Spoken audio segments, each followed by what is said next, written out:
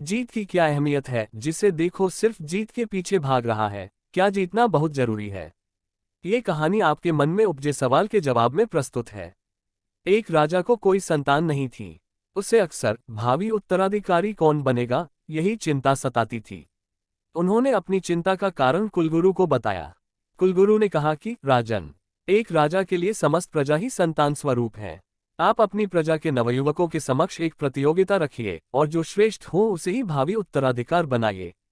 राजा को भी ये बात उचित लगी।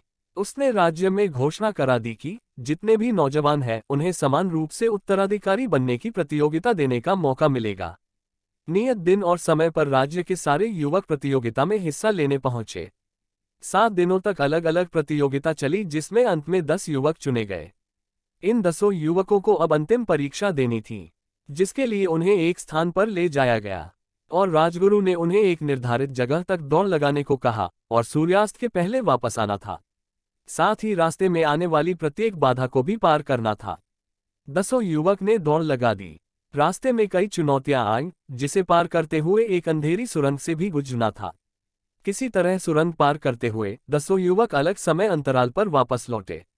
राजगुरु ने सबसे एक सा प्रश्न किया, तुम्हें आने में इतना समय क्यों लगा? सबसे पहले आए युवक ने कहा, सुरंग में बहुत नुकीले पत्थर थे, जिस पर चलना कठिन था, लेकिन जल्दी से उसे पार कर मैं सबसे पहले आया हूँ। लगभग सबका उत्तर इसी प्रकार का था, लेकिन सबसे देर से पहुंचे युवक से भी जब यही सवाल किया गया, तो उसने कहा, सुरंग में बहुत से नुकीले पत्थर थे, तो जो भी पत्थर मेरे पैर के नीचे आता था मैं उसे उठाकर अपनी जेब में रख लेता था, ताकि पीछे आ रहे प्रतियोगियों को वो पत्थर न चुभे और उन्हें दौड़ने में बाधा न पहुंचे। इस कारण मुझे वापस लौटने में देर हो गई।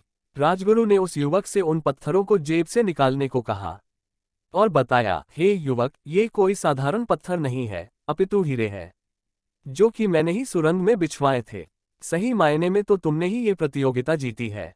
तुम्हारे अंदर दूसरों के प्रति करुणा और दया की जो भावना है, वास्तव में यही तो जीत है। जब स्वयं के बारे में सिर्फ न सोचकर दूसरों के प्रति परोपकार की भावना हृदय में हो, दूसरों को जीतने की राह बनाना ही तो जीत है।